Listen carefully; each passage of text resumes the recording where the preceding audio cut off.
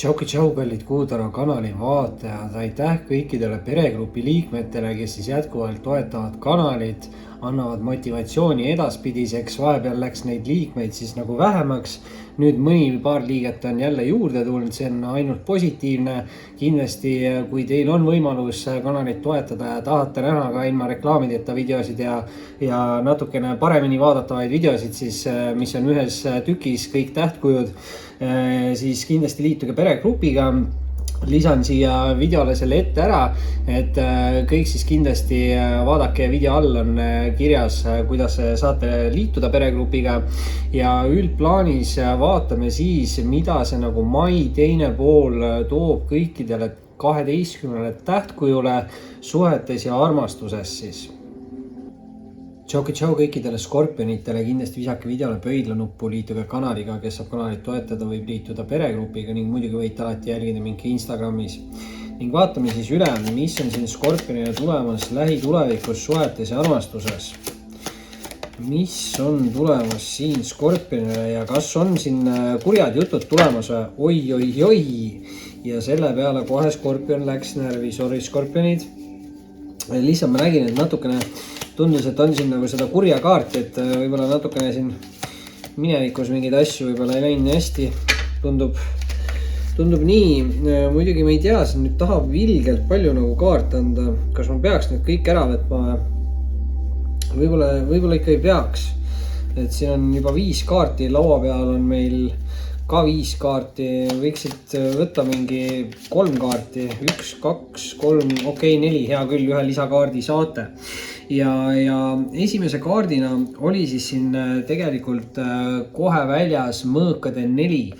Ja mõõkade 4 skorpionile võib tähendada natukene sükest nagu aja maha võtmist või puhkamist või justkui aega iseenda jaoks. Et võib see siin olla süke nagu energia, mis ütleb, et te peate rohkem pühendama aega iseendale ja võib-olla te olete liiga palju nagu teistele inimestele enda energiat välja andnud. See võib ka olla siin seotud siis mingi minevikus oleva mure või nagu hirmuga. Et sauade 4 on nagu süke kaart, mis ütleb, et kui te tegelete iseendaga, siis te saate lahti lasta mingist mineviku murest või draamast või hirmust või midagi sellist. Et väga hea energia ja kohe selle peale järgi on siin ka suhteliselt samalaadne, aga tugevama energia kaart, mis on siis hermit või erak. Ja see kaart siis skorpionitele räägib samamoodi nagu aja omaette veetmisest ja samas hästi tugev spirituaalne ärkamine. Te võite siin hakata nagu nägema asju nagu teise nurga alt või tajuma võib-olla isegi, et keegi võib avastada siin endas mingi spirituaalseid võimeid. Aga samas jällegi see hermiti või eraku kaart ka ütleb, et te peate rohkem veetma aega oma ette ja peate tegelema enda sisemise poolega. Et siin on ilmselt vaja mingid asjad nagu minevikust läbi töötada. Ja samas siin seda mineviku nagu energiat on. Esimese rea viimaseks kaardiks annaksin siin skorpionitele välja sauade 10. Ja 10 on siis kõik sellised kaardid, mis alustavad mingit uut nagu tsüklit ja lõpetavad ära võib-olla vana mitte nii eduka tsükli. Ja sauade 10 on siuke suhteliselt raske nagu vana tsükli kaart, et sauad aktiivsus, loovus, kirlikus, aga see aktiivsus tähendab palju nagu tegutsemist. Ja see sauade 10 võib öelda siin, et kellelgi võib-olla oli siis siuke tsükkel, kus ta pidi hästi palju nagu ringi jooksma ja oligi hästi palju muresid, kohustusi.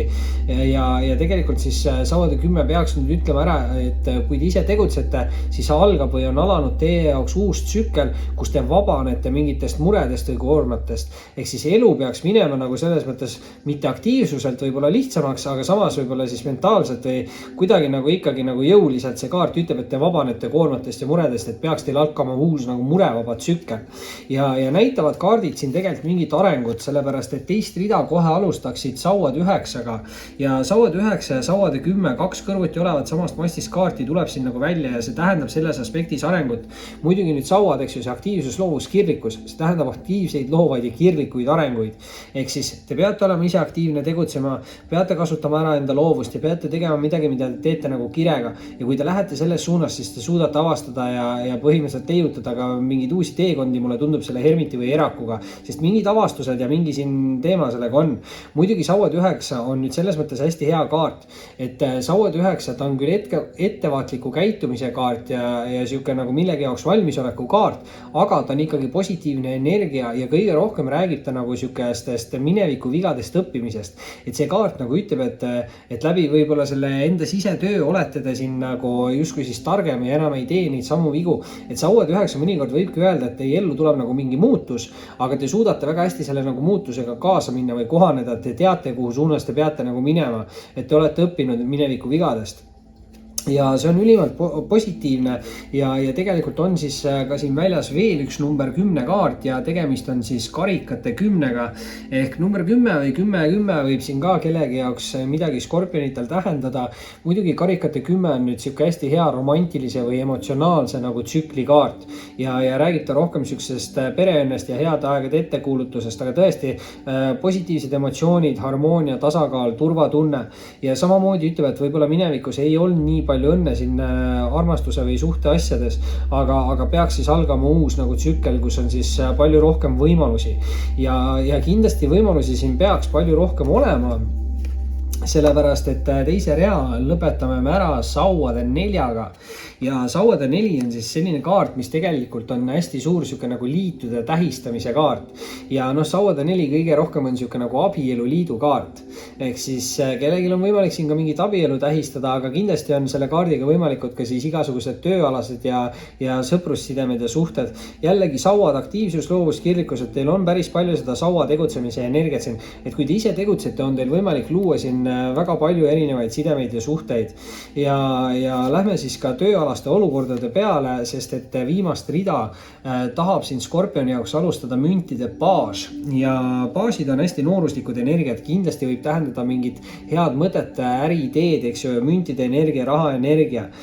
Samas küllus, viljakus võib see kellegi jaoks olla nooremapoolse austaja energiakaart, et mündid või baasid näitavad siukest hästi nooremapoolset inimest, et kellelgi võib olla siin siuke noor, viljakas, austaja partner, võib-olla müntidega ka heal järjel ja see müntide baas on siuke hea olukorra ärakasutamise kaart või heast olukorrast nagu kinni haaramise kaart, et igal juhul olge valmis, mingid hästi positiivsed võimalused, skorpionid võivad teie suunas tulla ja võib see kindlasti olla siis ka ikkagi armastus, sellepärast et eelviimase kaardina on siin välja anda skorpionitele ka üks äss ja tänase lugemise vist esimene karikate äss ja karikate äss tähendab alati siis siukest romantilist ja emotsionaalset ja harmoonilist energiat, et siin on hästi palju emotsioone. Muidugi suhtes olevatele inimestele võib see tähendada järgmisi etappe, on see siis kokkukolimine, on see abielu, on see rasedus, eks ju, aga samas ka vallalistele inimestele võib see tähendada just siukest nagu uut romantilist austajat, et romantiline austaja on alati nagu hea austaja, sest seal on nagu siuksed positiivsed emotsioonid nagu kaasas, et võimalusi siin on siis tõesti nii tööalaselt, sõprussidemetega kui ka suhetega ja seda ütleb ka viimane kaart, sest midagi ei saa siin skorpioni jaoks halvasti minna, kui välja tuleb päiksekaart ja päiksekaart on kõige õnnelikum kaart taropakis ja tähendab alati siukest positiivset ja edukat ja võidukat energiat.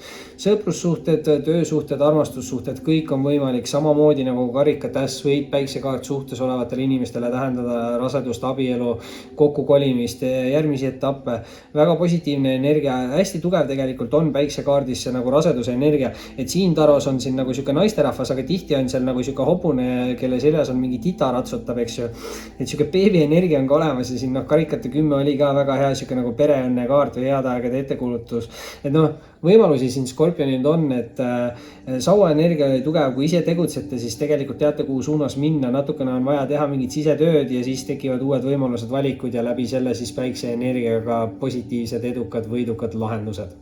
Aga skorpionid, see oli siis selleks korraks teie suhted, armastus, lugemine, kindlasti visake pöidlanuppu, liituge kanaliga, kes saab toetada, võib liituda peregrupiga ning muidugi võite alati jälgida ka Instagramis. Oli meeldiv ning kohtume varsti taas.